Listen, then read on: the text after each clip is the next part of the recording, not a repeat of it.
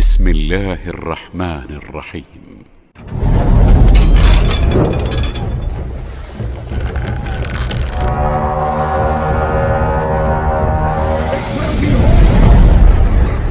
This is where we fight! This is where they die! And these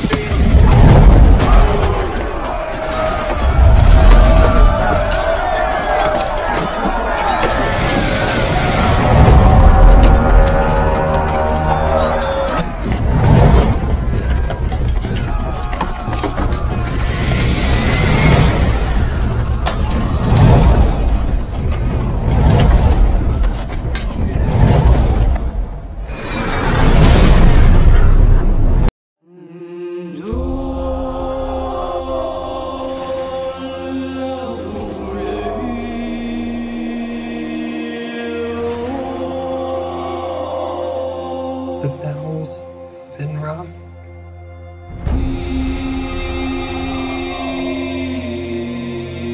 Out in the dark,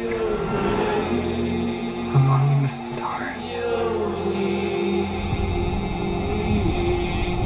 the goddess. Manusia terbaik yang pernah Allah keluarkan di muka bumi ini.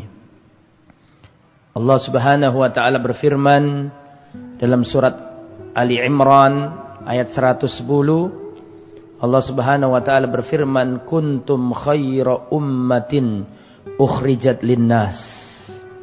Ayat ini turun kepada Rasulullah. Kuntum khaira ummatin ukhrijat linnas. Kalian adalah umat terbaik. Pada waktu itu yang disebut kalian adalah Rasulullah dan para sahabat. Kita belum lahir. Sehingga para sahabat masuk ke dalam ayat ini sebelum ada umat Islam yang lain. Masuk pertama kali. Dan Allah Subhanahu wa taala juga berfirman, "Was-sabiqunal awwalun minal muhajirin wal ansar walladzina tabauhum bi ihsan radhiyallahu anhum wa radu'an." Dan orang-orang yang terdahulu yang pertama-tama masuk Islam dari kalangan muhajirin dan ansor, serta orang-orang yang mengikuti mereka dengan baik, radhiyallahu anhum wa radu'an, Allah ridho kepada mereka. Jadi kita mempelajari suatu kaum yang Allah ridhoi mereka. Mereka itu adalah para sahabat Muhammad sallallahu alaihi wasallam. Kita mempelajarinya supaya kita mengenalnya. Karena tahapan cinta yang pertama adalah mengenal. Kita tidak akan cinta sebelum mengenal. Maka melalui kajian sirah sahabat Muhammad sallallahu alaihi wasallam, kita mengenal para sahabat. Dari mengenal itu kita tahu perjuangan mereka. Setelah itu kita akan jatuh cinta kepada mereka. Dan setelah jatuh cinta itu kita berusaha meneladani mereka. Dan dengan itu semoga Allah mengumpulkan kita dengan para sahabat di surganya yang paling tinggi kelak. Amin ya rabbal alamin. Tak lupa kita ucapkan jazakumullah khairan katsiran kepada Ketua Yayasan Masjid Namira, Bapak Haji Helmi beserta keluarga, dan juga seluruh pengurus Masjid Namira. Semoga apa yang sudah diupayakan demi makmurnya masjid yang kita cintai ini dicatat oleh Allah sebagai pemberat timbangan amal kebaikan di akhirat kelak. Materi kita adalah tentang seorang sahabat Nabi yang mulia. Tiada di antara kita yang tidak mengenalnya. Dan hendaklah kita menamai anak-anak kita dengan nama sahabat Nabi yang satu ini. Seorang panglima perang, jenderal terbesar dari jenderal-jenderalnya kaum muslimin, yang selalu hadir di peperangan bersama Rasulullah. Sosok yang akan kita pelajari adalah seorang sahabat Nabi yang mulia, Sayyiduna Khalid ibn al-Walid radhiyallahu ta'ala anhu. Jadi kita akan mempelajari sirah sahabat Nabi, pendekarnya sahabat, panglima perangnya sahabat, yaitu Khalid ibn al-Walid radhiyallahu anhu. Siapakah Khalid ibn al-Walid radhiyallahu anhu. Beliau adalah Khalid ibn al-Walid bin al-Mughirah al-Qurashi, seorang Quraisy. Sama dengan Rasulullah, sama-sama Quraisy. Al-Makhzumi, dari suku Makhzum. Al-Makki, beliau orang Makkah, lahir di kota Makkah. Kunyanya adalah Abu Sulaiman, karena punya anak laki-laki namanya Sulaiman, sehingga beliau adalah Abu Sulaiman, bapaknya Sulaiman. Julukannya adalah Saifullah, pedangnya Allah. Farisul Islam, kesatria Islam. Laithul Masyahid, harimaunya setiap peperangan, singanya peperangan. Al-Imam, pemimpin besar. Al-Amir Al-Kabir, panglima yang agung. Qaidul Mujahidin, pemimpin para mujahidin. Khalid ibn al-Walid radhiyallahu anhu.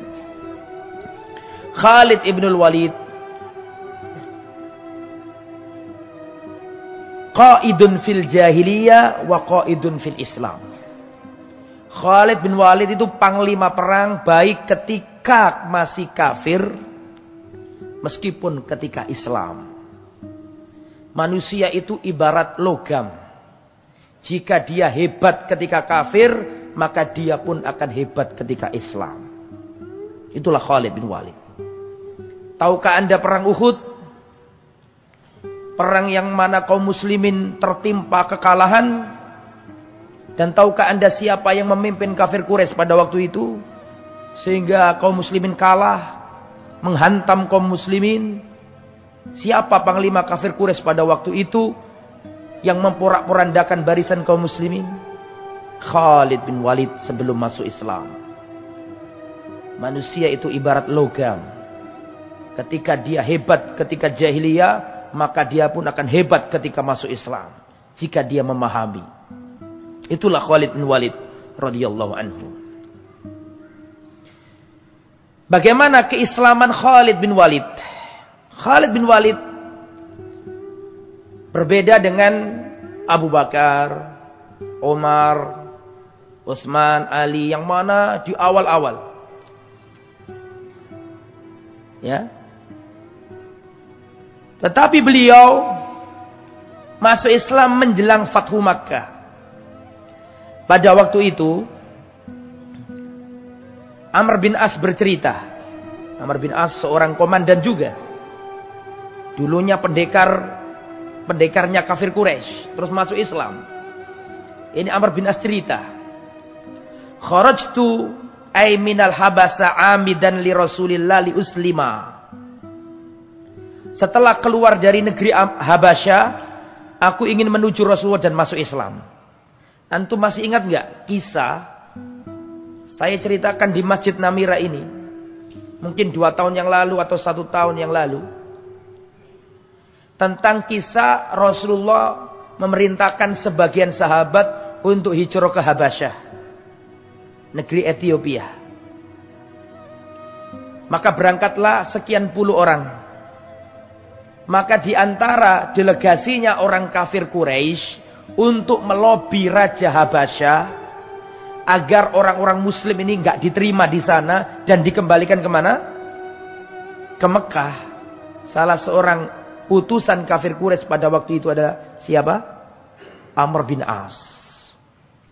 Terus terjadi dialog panjang antara Amr bin As dan Raja Habasyah. Intinya Amr bin As ini melobi agar baginda Raja Habasyah itu tidak menerima orang Islam yang hijrah ke tempatnya dan agar mengembalikan mereka kembali ke kota Mekah, di lobi.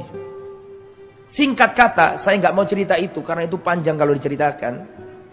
Intinya Amr bin As tidak berhasil. Paham nggak maksud saya? Tapi ketidakberhasilan itu menimbulkan sesuatu di hatinya. Peristiwa itu menancap di hatinya bahwa kelihatannya Islam itu benar gitu. Karena terjadi percakapan antara dia dengan siapa? Raja Habasya namanya Najasyi. Nama aslinya Ashama. Sehingga setelah menjadi delegasinya orang kafir Quraisy kembali ke Mekah, dia sudah ingin berangkat ke Madinah masuk Islam. Atau ingin menemui Rasulullah masuk Islam. Ingin menemui Rasulullah masuk Islam. Ya, kalau di sini disebutkan ke Madinah. Yang saya bacakan. Setelah aku dari negeri Habasyah, hatiku condong ke Islam. Meskipun sebenarnya dia kan utusannya orang kafir. Terus gara-gara dialog itu justru dia tertarik sama Islam. Biasanya begitu, Pak. Kalau orang itu bencinya terlalu, nanti akan jatuh cinta. Tapi nek wong sing biasa-biasa, akhirnya ya biasa-biasa.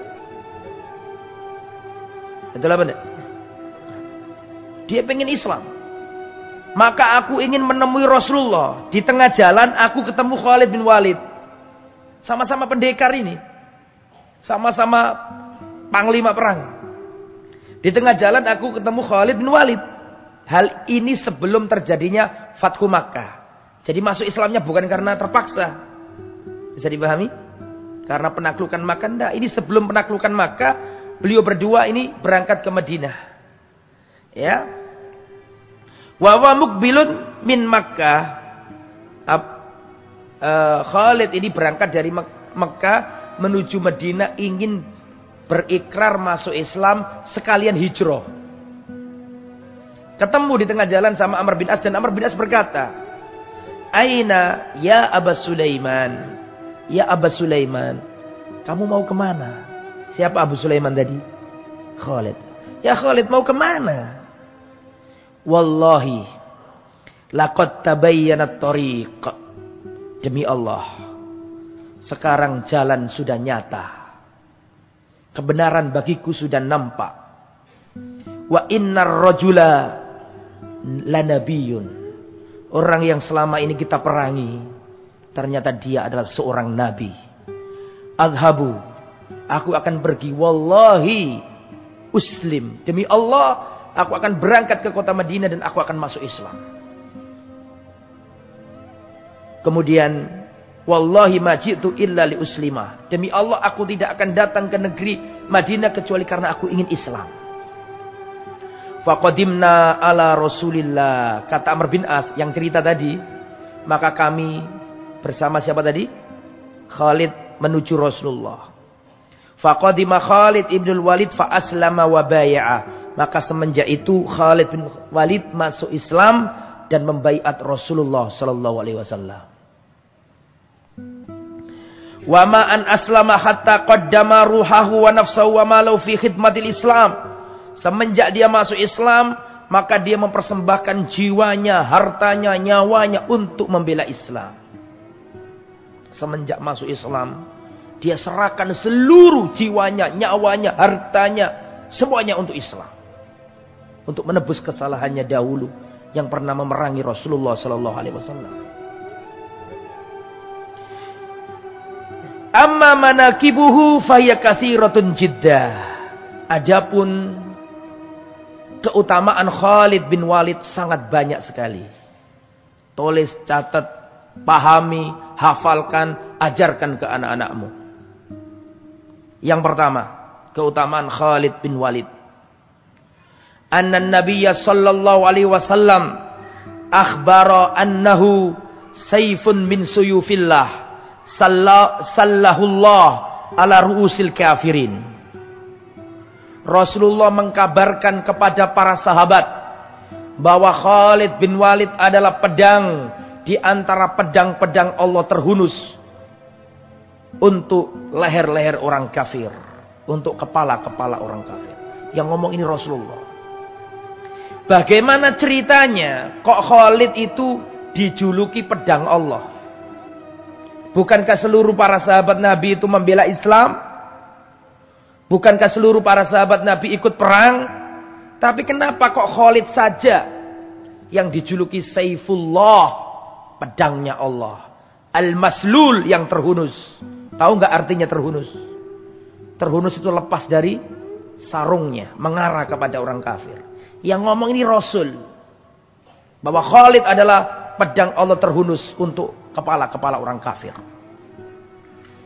Ceritanya begini. Rasulullah Shallallahu Alaihi Wasallam di suatu hari memerintahkan sahabat untuk siap berperang. Namanya perang Mu'tah. Dan perang Mu'tah ini musuhnya bukan kafir Quraisy. Kalau kafir Quraisy kecil. Perang Mu'tah ini musuhnya adalah Romawi Raya. Pada waktu itu tidak ada imperium yang menandingi dua imperium besar. Romawi dan Persia Empire. Bukan Sunda Empire. Tapi Persia Empire dan apa tadi? Romawi Empire. Itu benar-benar imperium kalau itu. Kekuatan besar.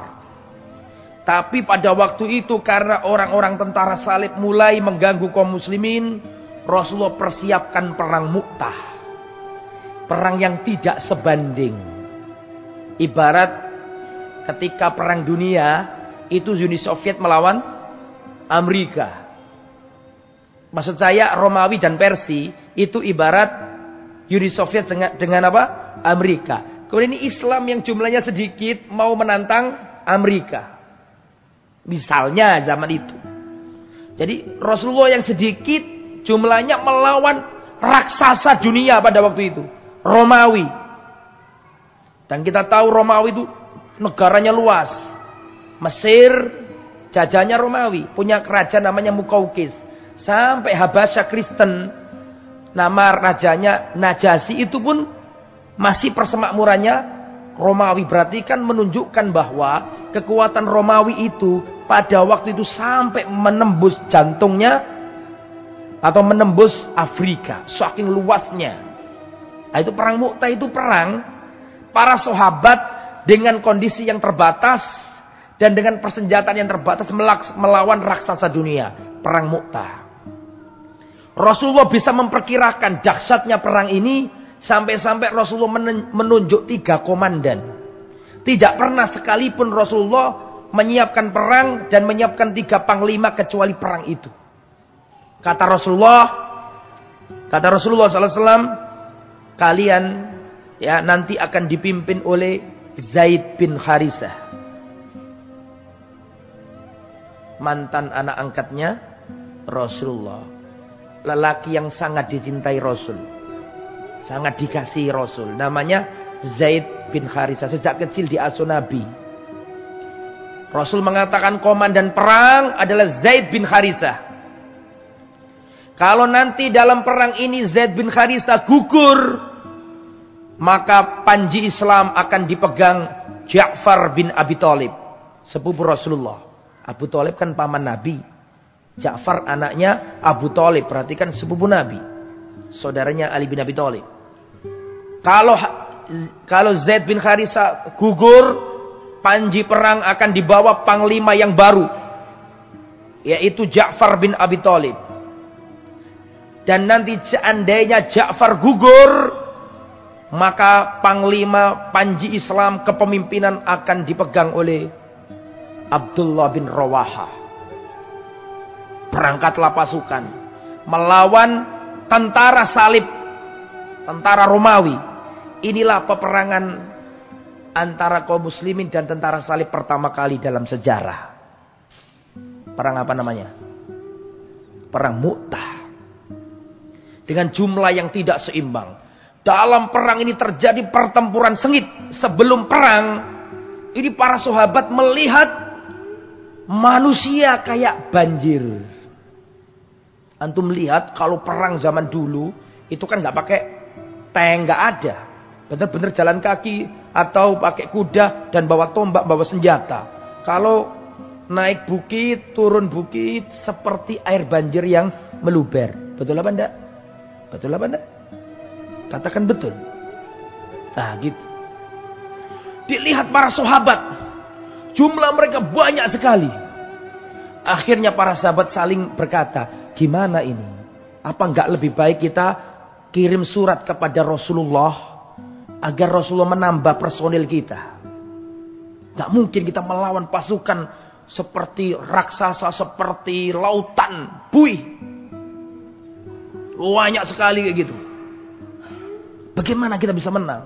Para sahabat ada yang usul dulu, kita sampaikan ke Rasulullah agar nambah pasukan. Langsung Abdullah bin Rawaha menolak. Jangan. Wallahi selama ini kita berperang bukan karena jumlah. Wallahi peperangan inilah yang kalian datang karena ingin mencari kesyahidan. Ada dua pilihan. Kita memperoleh kemenangan atau mati sebagai seorang syahid suhada. Gak usah kita ngirim surat kepada Rasulullah. Peperangan inilah yang kita cari. Untuk apa kita di dunia ini kalau gak mencari kesyahidan? Akhirnya para sahabat sepakat dengan pendapatnya siapa tadi? Abdullah bin Rawaha. Terjadi perang yang tidak seimbang. Kaum muslimin banyak yang gugur. Sehingga komandan perang yang namanya Zaid bin Harisah gugur. Antum tahu itu Rasulullah ada di mana pada waktu itu? Rasulullah di Medina, tidak ikut perang. Rasulullah di depan para sahabat yang tidak berperang berkata, sekarang Zaid gugur. Seperti lihat siaran langsung. Sekarang Zaid gugur. Dan sekarang bendera pedang dan sekarang bendera perang dibawa Ja'far. Dan saya melihat Ja'far gugur. Ja'far membawa bendera, ditebang atau ditebas tangannya. Lepas tangannya Ja'far. Diambil dengan tangan kirinya bendera Islam. Ditebas lagi sehingga Ja'far hilang kedua tangannya. Kemudian Ja'far gugur. Makanya Ja'far ini dijuluki At-Tayyar. Lelaki yang terbang di surga. Saya melihat Ja'far terbang ke sana kemari dengan dua sayapnya. Allah ganti lengannya tadi dengan sayap. Terbang ke surga sesuka hatinya. Wala tahsabanna alladziina qutilu fi sabilillahi amwata. Janganlah kalian mengira orang yang mati di jalan Allah itu mati. Dak. Janganlah kalian mengira orang yang gugur di jalan Allah itu mati. La. Akan tetapi mereka dapat rezeki di sisi Allah. Kata Rasulullah, setelah itu pedang dibawa Abdullah bin Rawaha. Seperti yang dikatakan Nabi tadi. 3 apa? Komandan. Maka aku melihat Abdullah bin Rawaha gugur. Abdullah bin Rawaha gugur. 3-3-nya yang disediakan Nabi sebagai komandan tewas semua. Kata Rasulullah, aku melihat, kata Rasulullah SAW. Setelah itu Rasulullah mengucapkan Rasulullah sedih. Bahkan dalam riwayat Rasulullah menangis ketika menceritakan 3 sahabat kesayangannya itu gugur. Kemudian Rasulullah mengatakan, aku melihat bendera diambil oleh Saifun min Suyufillah. Setelah 3-3-nya tewas, kata Rasulullah SAW, aku melihat bendera di bawah Khalid bin Walid. Padahal Khalid bin Walid tidak dicantumkan 3 yang ditunjuk Nabi. Tapi dalam kondisi panik. Dalam kondisi genting. Seluruh komandan yang ditunjuk Nabi tewas semuanya, gugur di jalan Allah. Maka Khalid bin Walid langsung berinisiatif ngambil itu apa? Pemimpin. Dia mengangkat dirinya untuk jadi pemimpin. Langsung diambil alih pasukan oleh Khalid bin Walid. Sehingga bendera itu di tangan Khalid bin Walid. Dan Rasulullah mengatakan, bendera Islam dibawa Saifun min Suyufillah. Sekarang bendera Islam dibawa pedang di antara pedang-pedang Allah yang terhunus. Allahumma Saifun min Suyufika fansurhu. Ya Allah, bendera Islam dibawa pedang di antara pedang-pedangmu. Ya Allah, tolonglah ia. Itu Nabi ada di mana? Di Madinah. Maka apa yang terjadi? Khalid bin Walid dengan kepahlawannya mengatur strategi bagaimana caranya agar pasukan yang sedikit ini bisa mundur dan melepaskan diri dari kungkungan orang-orang kafir yang sangat melimpah ruah pada waktu itu. Akhirnya kaum muslimin berhasil lolos dan mengurangi kekalahan. Semenjak kejadian itu, Khalid bin Walid dijuluki Saifun min Suyufillah. pedang di antara pedang-pedang Allah. Sabbahullah alal kufar, yang Allah timpakan kepada leher-lehernya orang kafir. Semenjak kejadian itu, Khalid bin Walid dijuluki Saifullah, pedangnya Allah. Perang Mu'tah itu kalah apa? Menang. Kaum muslimin. Yang saya ceritakan tadi, kalah apa menang? Kalah. Nggak mungkin menang lah lawan Romawi pada waktu itu. Secara zahir kalah. Tapi di balik itu banyak keuntungannya untuk Islam. Mana keuntungannya? Tak jelaskan, dengarkan. Jangan lihat kekalahannya. Semenjak kejadian itu, secara politik kaum muslimin ratingnya naik berkibar-kibar. Kenapa? Karena pada waktu itu Rasulullah dan para sahabat digambarkan sebagai kelompok yang kecil, yang teraniaya, kafir Quraisy terlunta-lunta, diusir, kan gitu, betul apa enggak?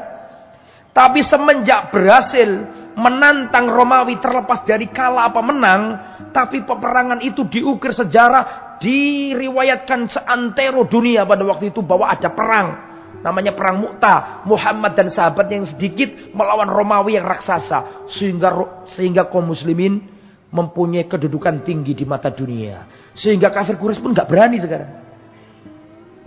Paham nggak maksudnya? Kafir Quraisy masih ecek-ecek. Ini sudah apa? Romawi. Kafir Quraisy pun mikir-mikir sekarang sama pasukan kaum muslimin.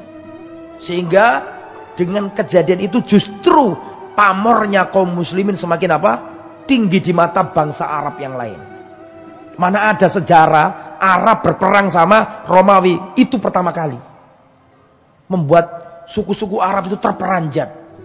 Dan ini juga nanti menjadi bekal kekuatan Islam. Ya. Semenjak itulah dijuluki Saifun min suyufillah, pedang di antara pedang-pedangnya Allah. Kemudian ikhwatal iman yang dirahmati oleh Allah.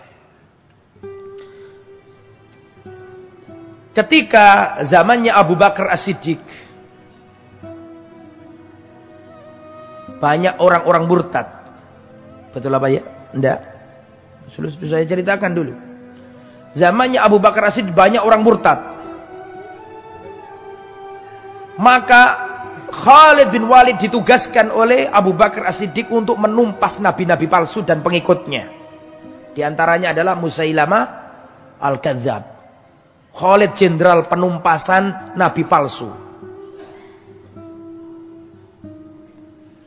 Dan Khalid bin Walid pernah diutus Abu Bakar As-Siddiq pergi ke negeri Irak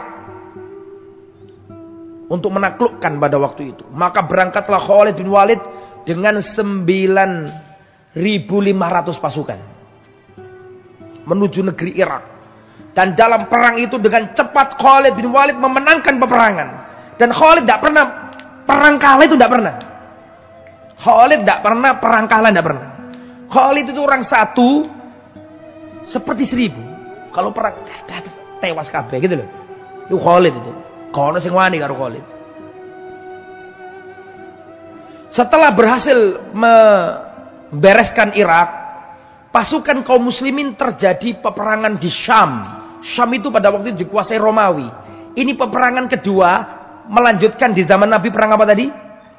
Perang Mu'tah. Terjadi lagi di zamannya Abu Bakar, namanya perang Yarmuk. Musuhnya sama-sama apa tadi? Romawi. Kelanjutan dari perang apa tadi? Mu'tah. Teman ini di zamannya siapa tadi? Abu Bakar. Mohon maaf, itu di zamannya, oh iya betul, di zamannya Abu Bakar. Terus Khalid bin Walid diminta kirim surat kilat. Pakai penunggang kuda cepat dibawa ke Khalid. Khalid, segera kamu bantu saudara-saudaramu yang ada di mana? Syam. Mereka membutuhkan pertolongan. Maka Khalid bin Walid langsung membawa pasukannya dari negeri Irak sampai ke Syam. Setelah ini nanti pulang ke rumah lihat peta.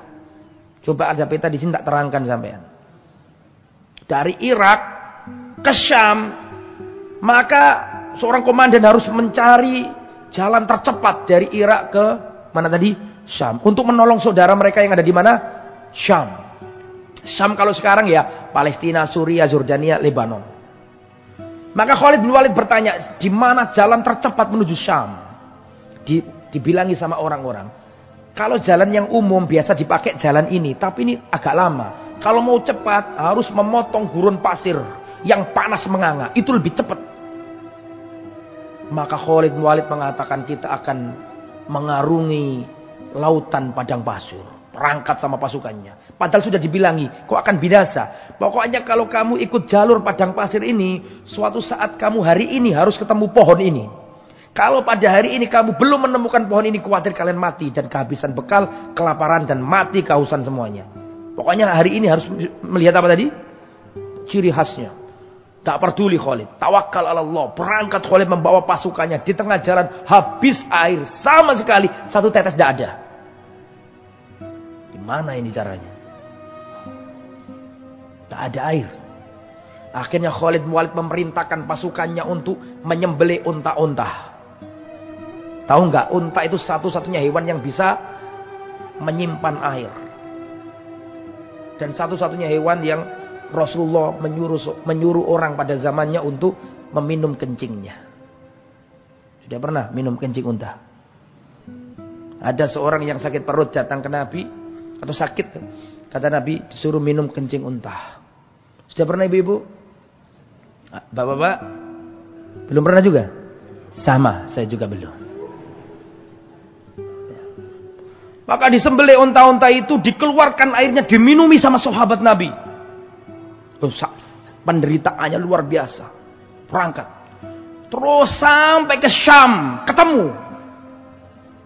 Ketemu Syam. Dalam perang Yarmuk itu. Setelah itu ikhwatal iman yang dirahmati oleh Allah Subhanahu wa taala. Pada waktu itu jumlahnya kaum muslimin 30-an ribu. Jumlahnya tentara Romawi ada yang mengatakan ratusan ribu, ada yang mengatakan 240 ribu. Pikiran dewe, bagian. Gak sebanding belas. Betul apa enggak? Maka datanglah jenderalnya Romawi. Ada yang mengatakan George, ada yang mengatakan Mahan, atau ada dua pribadi yang memang beda. Mahan ini datang kepada Khalid dan mengatakan, ya Khalid, kami tahu kalian ini bangsa Arab. Bangsa yang di tanah airnya nggak ada makanan, nggak ada minuman. Kalian datang ke sini karena kelaparan. Bagaimana kalau kita nggak usah perang saja? Jumlah kalian berapa tadi kurang lebih? 30-an ribu. Per orang akan saya kasih 1 dinar. Saya kasih makan, tapi pulanglah ke negeri kalian. Bayangkan. 1 dinar kali 30-an ribu orang. Mohon maaf, bukan 1 dinar. 10 dinar. Mohon maaf, saya salah ngomong. 10 dinar. Per orang dikasih 10 dinar. Jumlahnya kaum muslimin kurang lebih berapa tadi? 30-an ribu. 30 ribu kali 10 dinar berarti berapa dinar? 300 ribu dinar. Betul? Betul apa enggak? 1 dinar saja itu 4,25 gram emas murni. Emas murni. Kalau sekarang 1 gram emas murni berapa? Murni loh ya, bukan yang KW sekian, KW 2, KW 3, KW 1. Berapa sekarang? Aku nggak takon bapak-bapak, nggak percaya. Aku takon ibu-ibu. Soalnya ibu-ibu sering ngani emas. Iya kan? Mas Bambang, Mas Faisal. Bu, 1 gram berapa bu? Emas murni. 600 sampai 700, betul ya? Fluktuatif. Kalau ini dihitung kelamaan, kita kan nggak belajar matematika di sini ya. Intinya kebayang nggak? Berarti anggaplah 700 ribu atau 600 ribu. Seingat saya terakhir saya lihat 700 ribu, nggak tahu sekarang. 700 ribu kali 4 berapa? 28. Itu belum yang seperempatnya tadi ya kan? Intinya banyak. Kali 10 ribu dulu. Kali 10 dulu. Betul apa enggak? Betul apa enggak? Kali 10 dulu. Nanti kalau sudah dikalikan 10 kali berapa? 30 ribu. Intinya luar biasa. Wahai Khalid, Aku tahu kalian ini bangsa Arab. Bangsa yang di negerinya nggak ada apa-apa. Tandus gersang. Kalian kesini cari makan, cari pakaian. Sudah pulanglah, hitung prajuritmu. Setiap orang kami kasih 10 dinar. Besok tahun depan datang ke sini, kami kasih lagi. Bukankah demikian? Kata Khalid, bukan karena itu kami datang kemari, wahai jenderal. Lalu apa? Wallahi kami adalah bangsa peminum darah. Dan kami mendengar darahnya orang Romawi adalah darah terlezat di muka bumi. Maka kami datangkan kepada kalian kaum yang mencintai kematian sebagaimana kalian mencintai kehidupan. Takut jenderal Romawi. Dalam riwayat nanti masuk Islam. Ditanya lagi. Penasaran jenderal. Kenapa orang-orang Islam kok menjuluki dirimu pedang Allah? Loh tahu loh Panglima Romawi. Itu kan menunjukkan bahwa Romawi punya intel, punya intelijen, punya banyak. Sampai julukannya Khalid tahu sampai ke Romawi. Bayangkan itu. Saya mendengar bahwa orang-orang Islam menjuluki dirimu dengan apa? Dengan pedang Allah. Apakah Tuhanmu menurunkan pedang kepada Nabimu Muhammad SAW terus diberikan kepadamu? Tidak. Lalu kenapa kamu dijuluki pedang Allah? Kamil kaum jahiliyah. Allah datangkan kepada kami, utus seorang nabi kepada kami. Kemudian kami beriman kepadanya, mentauhidkannya. Maka kami beriman kepadanya dan kami berperang di jalan Allah. Sejak itulah kami dipanggil pedangnya Allah. Terjadilah pertempuran dahsyat pada waktu itu. Dan kaum muslimin dalam riwayat berhasil membunuh 120.000 pasukan Romawi. Dia capek-capek dihancurkan sehancur-hancurnya sama Khalid dan pasukannya. Hancur sehancur-hancurnya Romawi pada waktu itu. Ya. Dalam itu Abu Bakar wafat. Yang jadi khalifah siapa? Umar. Ternyata setelah itu Umar kirim surat memecat Khalid bin Walid. Jadi pergantian. Perang itu diantara pergantian siapa tadi? Abu Bakar sama Umar. Abu Bakar itu sudah di lobi sama Umar. Ya khalifah. Abu Bakar di lobi sama Umar. Ya khalifah tolong copot Khalid itu. Saya melihat dalam pedangnya itu ada kecepatan. Saya khawatir. Bukan benci, dah. Umar abadan gak pernah benci, gak pernah iri Umar itu. Tapi melihat bahwa Khalid ini terlalu apa? Cepat gitu loh. Dan memang pada waktu itu perang kalau ada Khalid selalu menang. Nah Umar ini khawatir Khalid ini dijadikan jimat sama sahabat. Artinya kalau perang lihat Khalid, wah pasti menang iki, ngono loh. Nah, Umar gak seneng ngono iku. Paham gak maksud saya? Umar itu gak seneng kalau ada kultus individu. Nah, bagaimana caranya agar Khalid dipecat? Gampangannya bukan dipecat, di rolling lah. Itu bahasa kasarnya. Gantian, kaderisasi.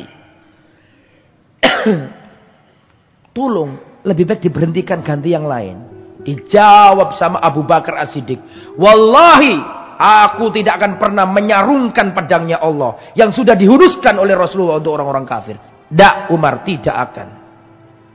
Antum tahu kan, dulu sudah pernah saya ceritai. Tidak pernah Abu Bakar itu mundur 1 senti pun dari apa yang dibawa Rasulullah. Tidak pernah menyelisih.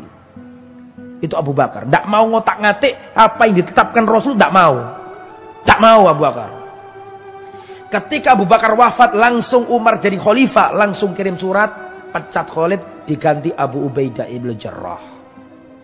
Diganti siapa? Abu Ubaidah ibn Jarrah. Tetap perang. Gak kayak saiki ngambekan. Terus gak jadi pemimpin, ngambek aja. Nggak. Terdepan Khalid. Dia berperang untuk Allah, bukan untuk khalifah. Tetap perang, meskipun jadi bawahan, bukan apa? Bukan atasan. Ketika nulis surat diterima sama Abu Ubaidah, maka Khalid bin Walid berkata di depan para sahabat Muhammad SAW. Ketika Khalid tahu bahwa dirinya sudah diganti, Khalid berkata di depan para sahabat yang ikut perang. Bu'itsa alaikum aminu hadil ummah. Telah diutus seorang panglima perang untuk kalian, bukan aku lagi. Dia adalah aminu hadil ummah, manusia yang paling terpercaya dari umat ini. Siapa? Abu Ubaidah ibnul Jarrah. Abu Ubaidah ibnul Jarrah dijamin masuk surga. Dijuluki oleh Rasulullah aminu hadil ummah, orang paling terpercaya di kalangan umat ini. Bahkan Umar bin Khattab sebelum wafat pernah mengatakan, ketika disuruh nunjuk khalifah, wahai Umar, tunjuk siapa yang jadi khalifah. Kata Umar, seandainya Abu Ubaidah ibn Jarrah masih hidup, langsung aku tunjuk dia jadi khalifah. Itu menunjukkan Abu Ubaidah ini bukan orang sembarangan, memang orang hebat gitu loh. Beliau wafat di Syam. Waktu perang itu, beliau kena wabah di situ. Jadi terjadi wabah besar, banyak orang mati di negeri Syam, tapi bukan corona. Namanya penyakit apa? Ta'un.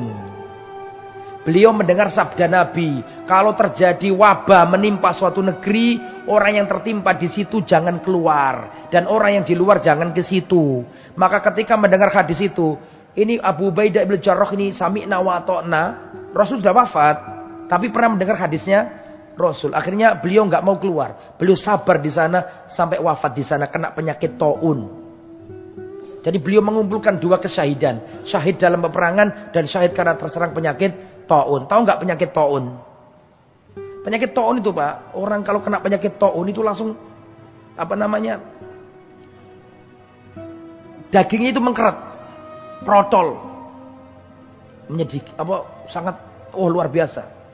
Itu menimpa orang Syam di antara sahabat yang gugur yaitu Abu Ubaidah. Makanya ketika menerima surat bahwa beliau diberhentikan dan ternyata yang menggantikan adalah siapa tadi? Abu Ubaidah ibn Jarrah, dan itu sudah saya ceritakan. Sudah belum? Aku lali apalagi awakmu. Sudah belum Abu Ubaidah ibn Jarrah? Sudah ya? Sudah. Ingatlah yang ingat, enggak ingatlah yang tidak ingat. Sudah nggih? Sudah saya ceritakan dulu. Amin wadil ummah. Maka kata Khalid bin Walid, kalian sekarang dipimpin oleh orang yang paling amanat di antara umat ini. Saya mendengar sendiri Rasulullah berkata bahwa Abu Ubaidah ibn Jarrah adalah manusia yang paling amanat di antara umat ini. Nggak kok loratin dah. Setelah itu Abu Ubaidah berkata, pergantian pemimpin tadi loh. Langsung Abu Ubaidah menyambut omongannya dan mengatakan, sami'tu Rasulullah yaqul, adapun aku juga pernah mendengar Rasulullah bersabda, Khalidun sayfun min suyufillah. Khalid bin Walid, pedang di antara pedang-pedang Allah. Ni'ma fatal asyirah, sebaik-baik saudara adalah Khalid. Saling memuji, tidak sikut-sikutan. Karena mereka dulu berjuang untuk Allah, bukan untuk jadi tokoh. Itulah para sahabat, saling memuji. Ini baru satu, bahwa Khalid pedang Allah.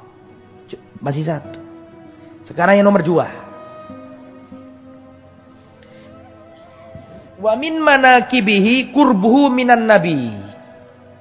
Termasuk keutamaan Khalid bin Walid adalah kedekatannya sama Nabi. Dekat sama Nabi beliau ini.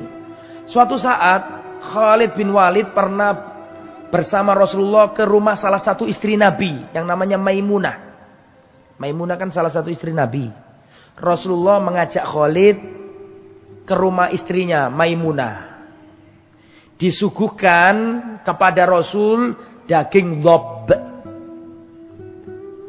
Daging dhob. Tahu nggak dhob? Saya nggak bawa tablet di sini tadi. Dhob itu kadal padang pasir. Kadal gurun. Bukan kadrun ya. Kadal gurun. Biasanya orang Indonesia menerjemahkannya biawak.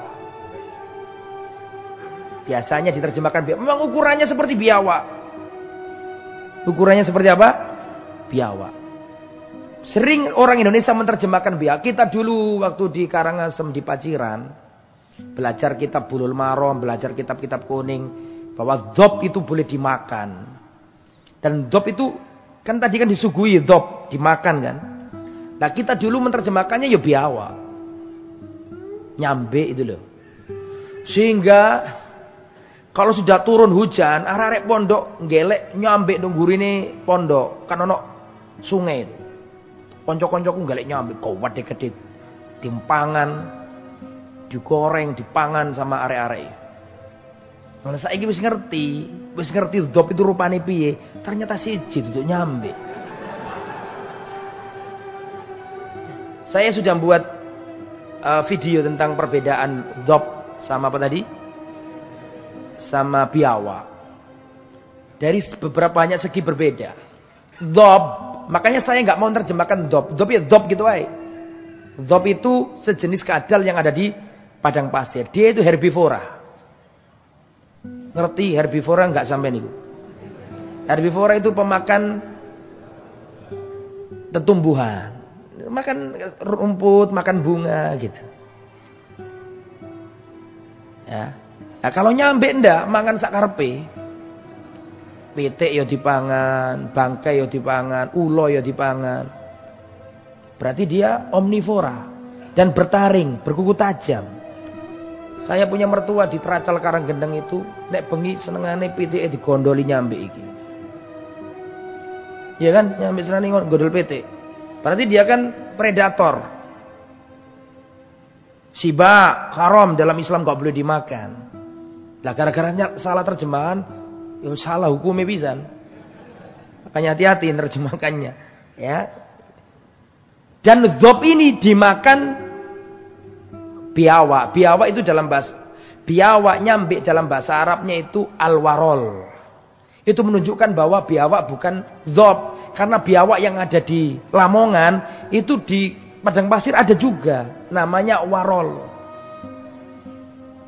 Adanya warol itu menunjukkan bahwa warol bukan dzop, berbeda. Warol ini predator. Lah dzop ini dimakan warol.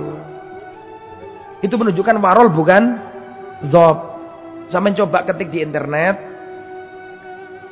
Al-warol yakulu az-dzop.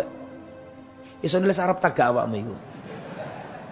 Nah, sampean tulis gitu, al-warol yakulu az-dzop, akan muncul nyambe makan dzop. Itu menunjukkan pribadi yang berbeda. Ya, kok jadi belajar itu kenapa tadi kita? Kembali ke materi ya. Kembali ke materi. Jadi Rasulullah sama Khalid bin Walid kemana tadi? Ke rumah salah satu istri Rasulullah. Terus disuguhkan daging dzop. Terus sebagian wanita mengatakan, "Hei, tolong kabari Rasulullah, apa yang akan dimakan itu? Jangan-jangan beliau nggak tahu daging apa itu." Maka Rasulullah mau makan. Terus dikasih tahu, "Ya Rasulullah, itu daging dzop." Maka Rasulullah nggak jadi makan. Rasulullah nggak jadi apa? Makan. Ditanya sama Khalid, "Ya Rasulullah, aharamun? Apakah dzop ini haram?" Kata Rasulullah, "La, nggak haram. Walakinnahu ta'amun laisa fi qaumi." Tapi ini bukan makanan kaumku. Ini bukan makanan bangsaku.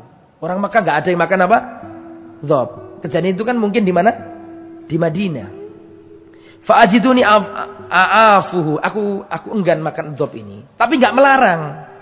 Khalid makan. Nggak dilarang sama Nabi. Seandainya haram kan pasti dilarang. Khalid makan tapi nggak dilarang sama Nabi. Jadi boleh makan dzop. Antum cari di internet banyak itu orang-orang Arab cari-cari dzop dimakan, jadi nasi kebuli banyak sama dzop ini. Dan memang boleh dimakan.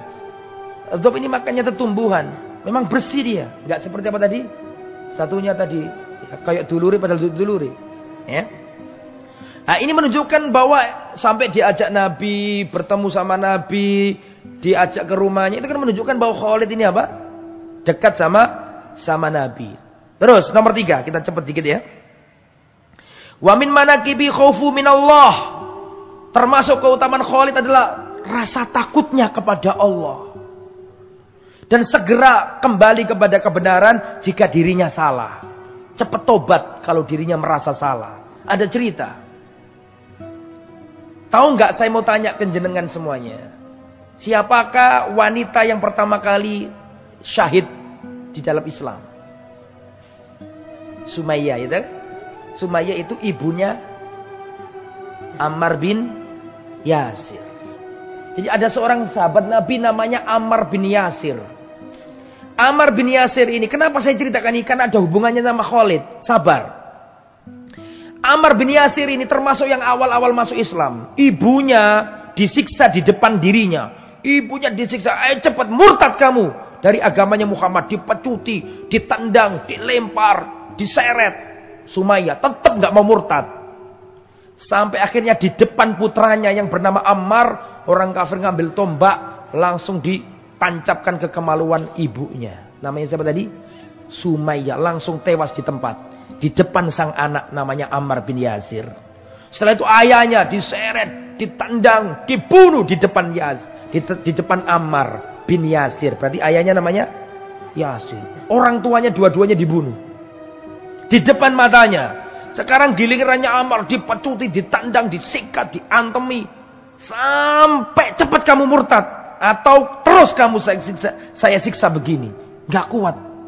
Ammar bin Yasir. Ibunya tewas, bapaknya tewas. Dirinya diantemi, disiksa. Gak kuat. Akhirnya dia terpaksa murtad. Ngomongannya ngomongan murtad. Setelah itu dia nangis datang ke Nabi. Ya Rasulullah. Aku telah berdosa. Aku gak kuat menahan sakitnya siksaan. Sehingga aku mengeluarkan kalimat kemurtadan ya Rasulullah. Turun ayat dari langit. Allah membela Ammar bin Yasir.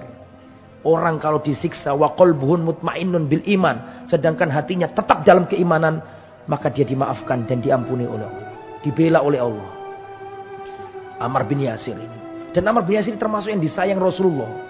Lah suatu saat ada masalah antara Khalid sama Ammar. Ada masalah antara siapa tadi? Khalid bin Walid sama Ammar. Masuk Islamnya duluan mana? Ammar sama Khalid? Ammar jauh. Masuk Islam dulu siapa tadi? Ammar bin Yasir. Karena ada masalah. Kata Khalid bin Walid. Karena baini wa baina Ammar bin Yasir kalamun fa'aghlaqtu lahu fil qaul. Aku pernah punya masalah antara diriku dengan Ammar. Dan aku marahi Ammar sejadi-jadinya. Aku marahi habis-habisan dia. Aku kerasi perkataanku. Fantalaqa Ammar yaskuni ilan Nabi. Maka Ammar sedih datang ke Rasulullah. Mengadukan diriku. Kata siapa tadi? Kata Khalid. Ammar datang ke Rasulullah sedih. Ya Rasulullah, Khalid telah melukai perasaanku. Setelah itu gantian. Khalid yang datang ke siapa? Rasulullah. Khalid berkata, ya Rasulullah, Ammar itu begini. Yasku ilan Nabi. Faja'ala yughlidu lahu. Wala yaziduhu illa ghildah. Terus marah-marah Khalid. Ammar itu begini, Ammar begini. Wan nabiyyu sakitun. Sedangkan pada waktu Rasul diam. Setelah itu Ammar menangis. Ya Rasulullah, ala tarahu. Ya Rasul, tidakkah kau melihat sikapnya Khalid kepadaku ya Rasulullah? Maka Rasulullah berkata, dengarkan.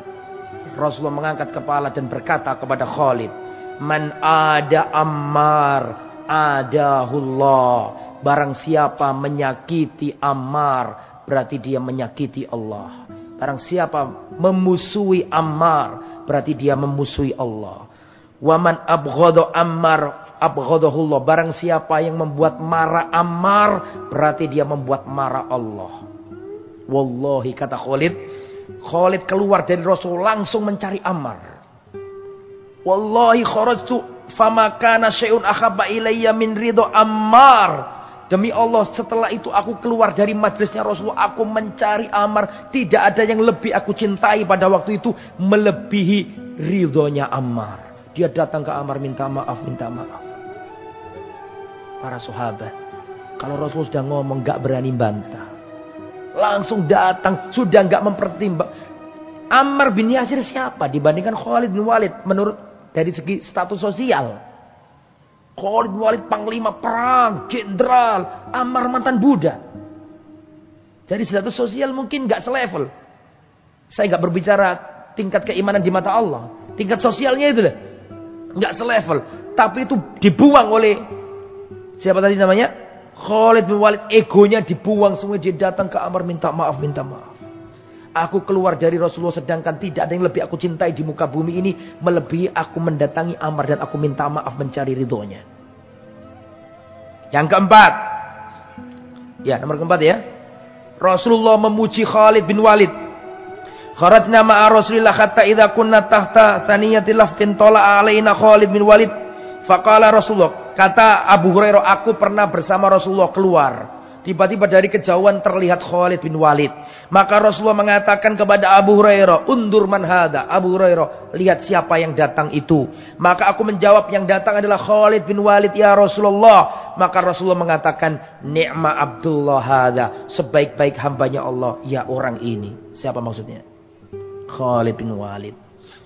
Rasulullah juga mengatakan, ni'ma Abdullah wa akhul akhsyira Khalid bin Walid. Sebaik-baik hamba Allah dan sebaik-baik saudara adalah Khalid.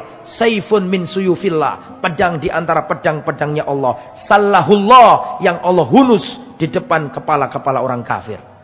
Dipuji Rasulullah di depan para sahabat.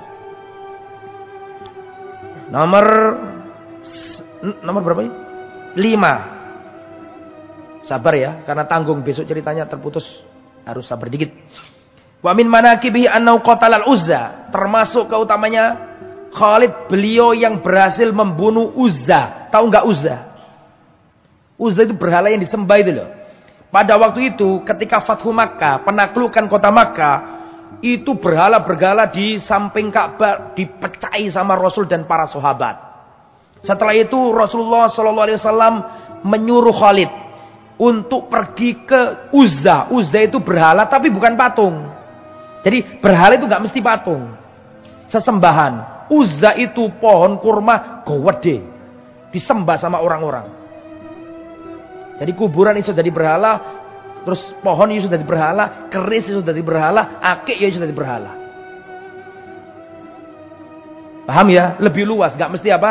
Nggak mesti patung. Kata Rasulullah mengatakan, wahai Khalid, segera pergi dan hancurkan yang namanya Uzza itu. Jadi ada pohon besar, dikasih kain, dibuat penyembahan, dikasih rumah-rumahan. Maka Khalid berangkat ke tempat itu, dihancurkan sama Khalid. Tempat itu dihancurkan sama Khalid.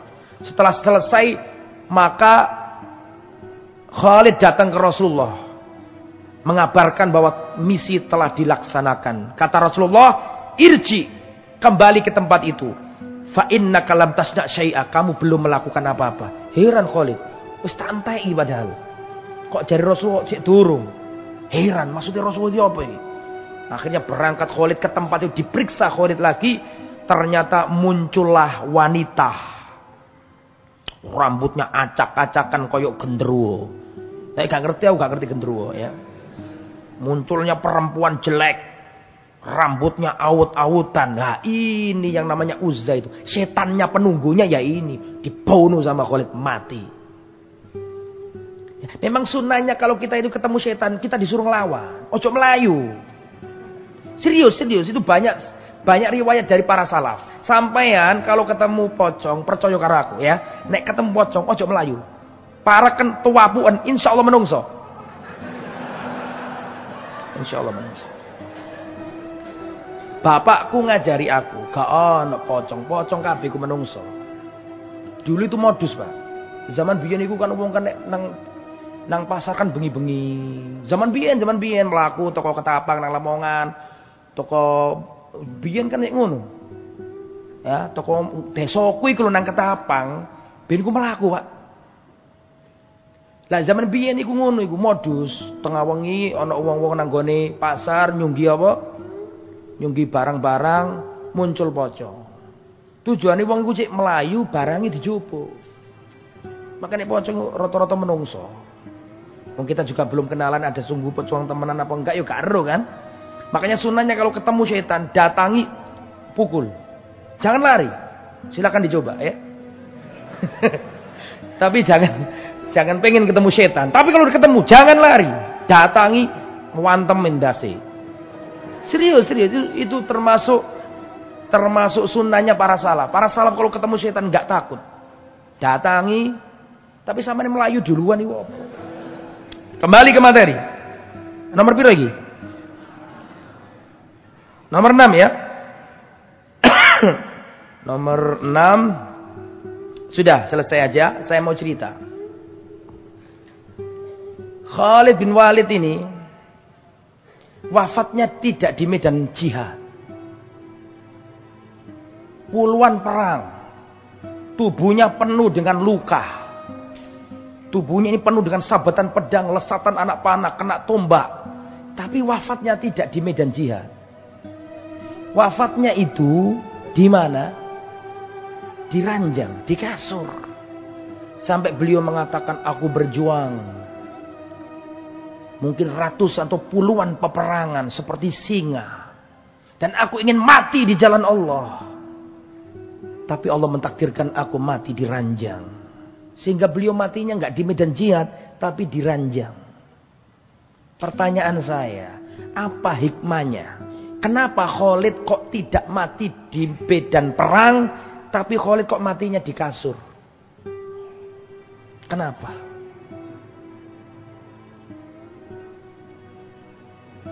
Apakah Allah nggak sayang sama Khalid?